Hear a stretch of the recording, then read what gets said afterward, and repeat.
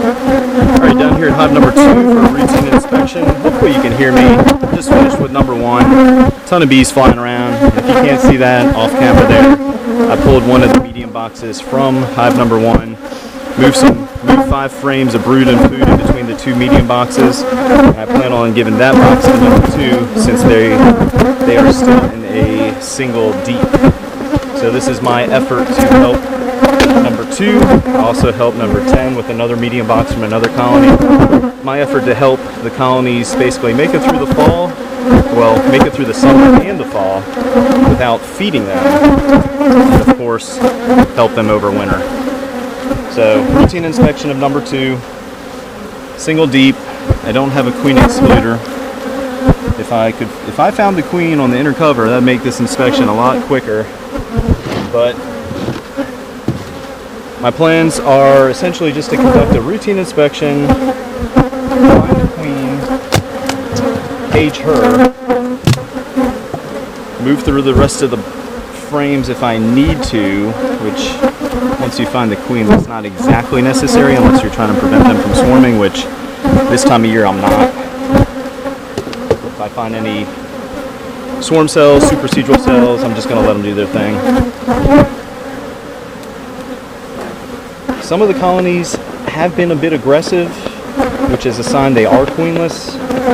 It's hard to tell which ones are aggressive really, because they're all in a row.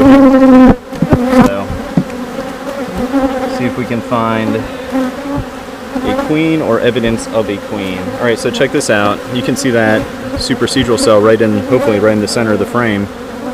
On the top bar, I do not have that marked, so they may have developed this in the last week or so, and the queen hatched out. All possibilities. So yeah, I'm just looking for eggs. If I find eggs, I might just call it a day. Because going through every single frame is time consuming.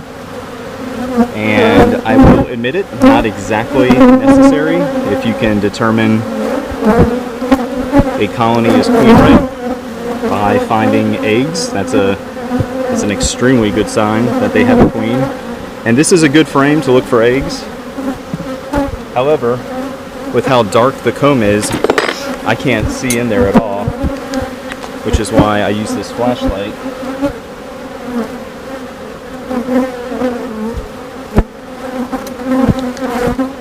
So those would be good cells to find eggs in, given they're surrounded by capped brood.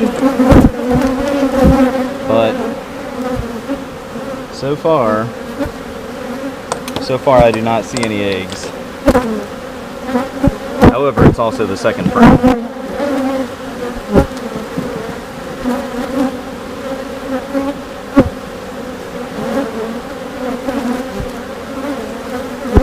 There's a very nice supersedure cell as well that is hatched.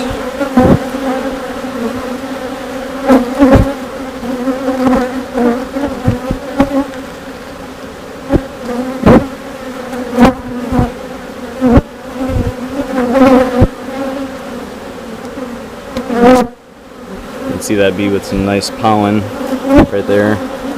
Its bud up in there.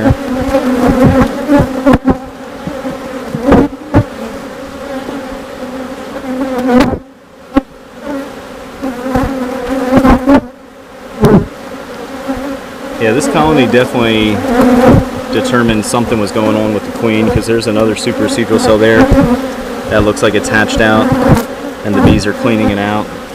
So they determined something was up with the queen and decided to replace her.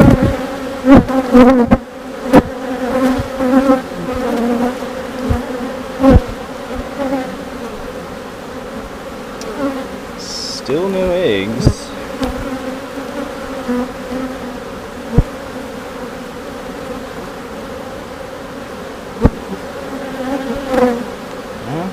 None on that side either. Alright. It's not necessarily a bad thing considering what I'm about to do with the medium box. that might be off camera right now. So if they don't have any eggs, half of the frames in the medium box, so about 5 of them, do have nice brood with very young eggs.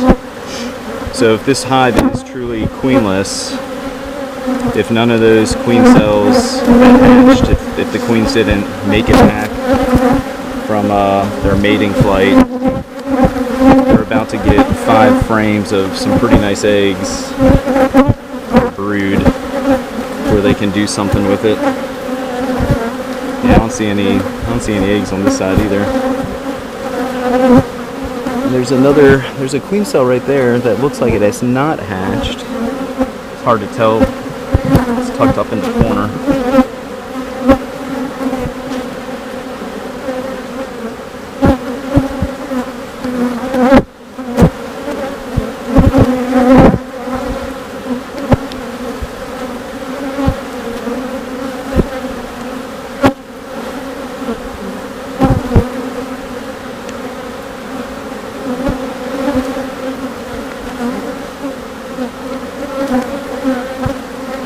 Alright, 2 more frames.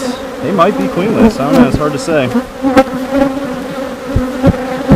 think I found 1 or 2 inspections ago, I think I found a virgin queen. She was small.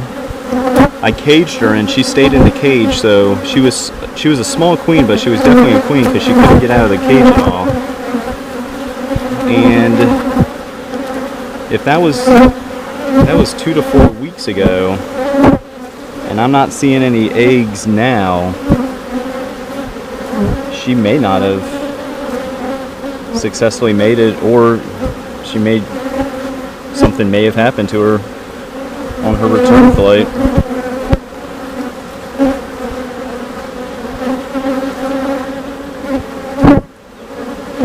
Alright, 1 more frame.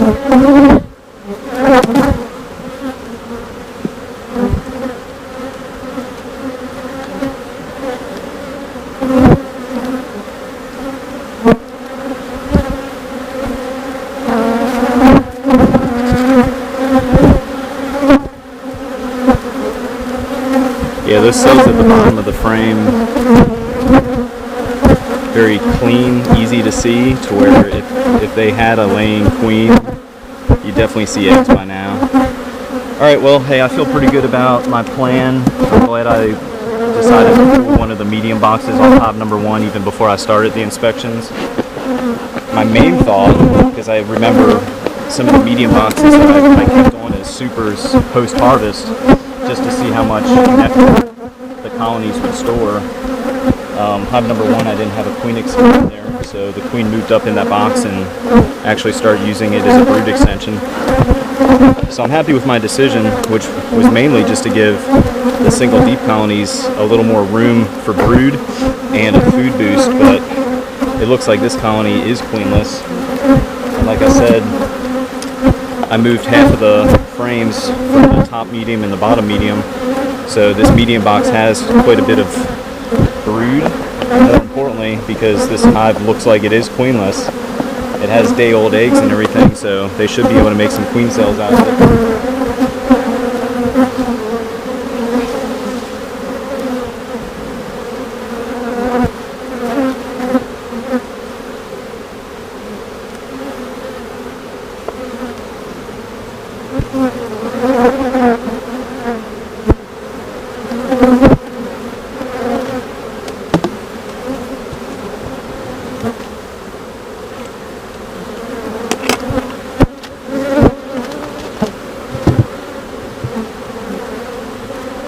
Alright, there you have it. Alright, there you have it. I am calling number 2 queenless. Checked every frame. No signs of the queen. No signs that they have a queen in the form of eggs. So, yeah, I think they are truly queenless. And like I said as I was wrapping things up, I'm glad I made the decision before I even came out to inspect the colonies to move some of the medium boxes over from other colonies to the single deeps just to give them a food boost, but ended up moving some frames around the medium box from number 1 and basically kind of made a split, half brood, half food. So that should help out number 2, especially since they don't have any eggs. They don't have a resource to make a replacement queen out of, but now they do. So yeah, that does it for number 2. July 13th, queenless. They should be queen right within a month. Just have to check back later and see what happens to them. Thanks for watching, everybody. If you haven't subscribed, please do so. Just hit the button, and of course, if you ring the bell, you'll receive if you ring the bell, you'll receive notifications of future videos. And if you're in or around the Jacksonville, North Carolina area and you're looking for some local honey, you're in luck because we have some in stock. We harvested our honey about mid-June. I let it settle in the buckets for a few days. Everything's done by hand, except the extraction part. I have a machine. But as far as the bottling, the labeling, everything is done by me. So hopefully, you know, if you're looking to support a small, local, family-owned business, you're looking at it. Check us out on Instagram and Facebook. If the book now button's available, that means we're actively taking appointments for honey sales.